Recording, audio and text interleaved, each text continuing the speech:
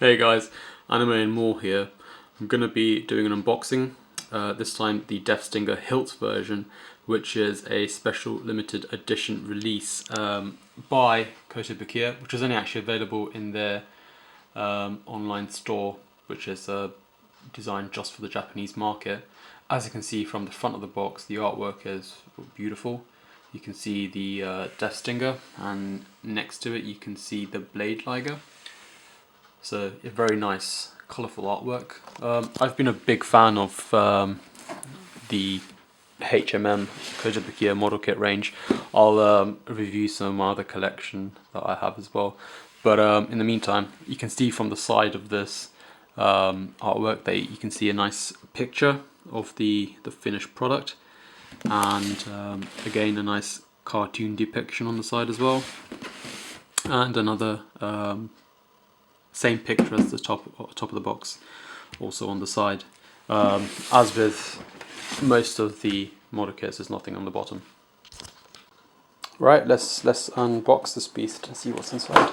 It's a fairly big box. It's not as big as the box that was for the...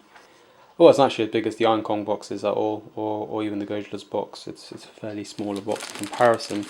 So, in this kit we've got quite a few sprues. Still a fairly big model kit, as you can see. There is a lot of parts.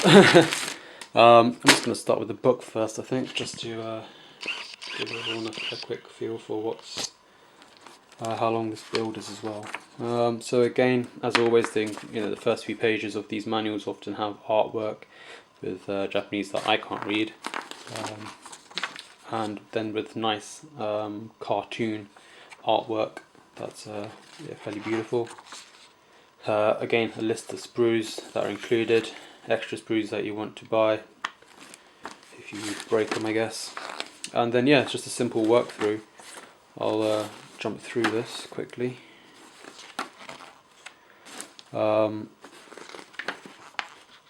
and at the end you can see all the there's another further depiction of the artwork, showing the certain parts of the model kit itself. All very beautiful. And then on the final page, also as with the rest of the manuals, gives a nice color combination to give you a rough guide for what paints to buy if you want to paint the model kit itself. And on the back, as always, there's some nice poses for the model kit itself. One such as with the Blade Liger grabbed in its claws, the Blade Liger itself. And yeah, there's also, obviously in this model kit, there's also a statue of Hiltz and his organoid. Now, there's actually two model kits released in this line. So there's the Hiltz version, which is what I have, but then there's also the standard version, which was also released, and that's more widespread available, and it's also slightly cheaper, I think, as well. I will also do a review on that. I'm going to receive that in a few weeks' time, so please hold for that. But yeah, this model kit in comparison has some extra additional features, such as a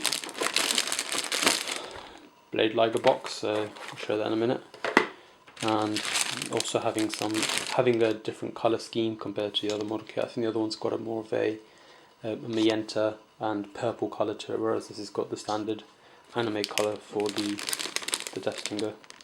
So, first things first, you can see that there's some very nice plated parts. You've got this kind of chrome plated plastic parts for the claws and such things, which is quite nice. It'll give a nice finish. We've also got additional parts which are, again, fairly well made.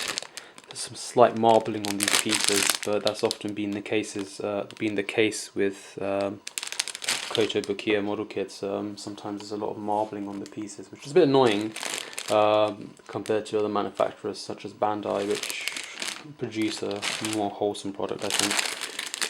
But yeah, there's a lot of sprues here, so I'm going to skip the detail with all these sprues in particular. Got some bigger parts here. You can see there's some very nice detail on these parts themselves.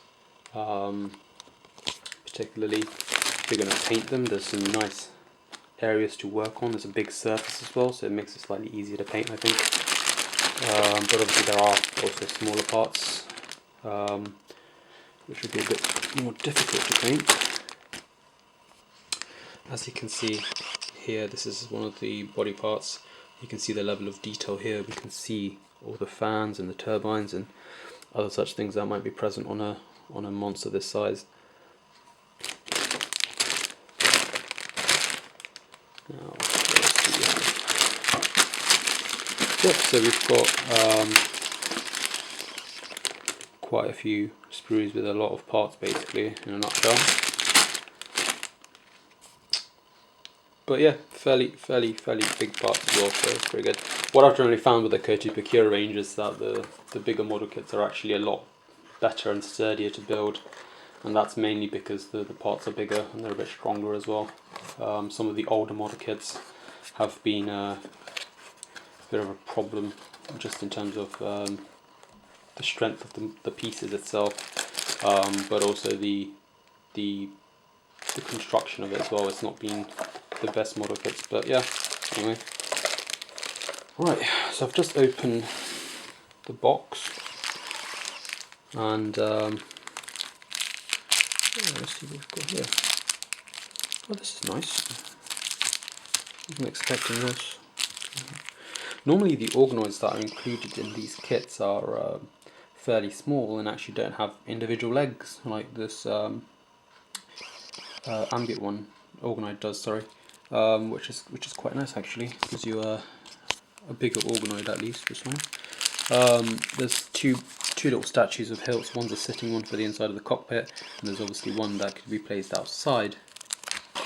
It's a shame they haven't included a little stand. Normally they include this black circle plate which allows you to prop up the standing figures. Maybe it's sturdy by itself, find out. And this is the blade liger itself. It's pre-painted, or yeah, it's pre-painted. It's definitely been painted. Yeah, so it's a fairly nice little model itself. It's a fairly straightforward construction, I think, compared to the rest of the model kit. But yeah, it look pretty nice. And also got the legs, so 4 of them. But yeah, I think it's a fairly rigid kit. So I mean, the legs will move, and possibly, yeah, I think only the legs move in this. Everything else is static. So there's not obviously as much detail in this miniature blade liger figure as there is with the rest of the kits.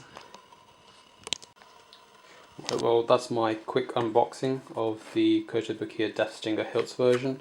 Yeah, I think it's going to be a nice little build. I'll probably do another video for it once I've actually finished building it. I'm not planning to paint it. I've generally not painted any of my model kits just because, well, A, I don't have the time, and B, it's just it's a lot of hard work, I think. And there are some YouTubers that have painted their model kits, and all respect to them, they've done a fantastic job. But I think I'll just stick to the plain build using the standard parts that have been included in this box. So yeah, please keep a lookout for the finished product. I'll try and put a video up for that as well once I've finished building it. Cool, thank you, thanks for watching.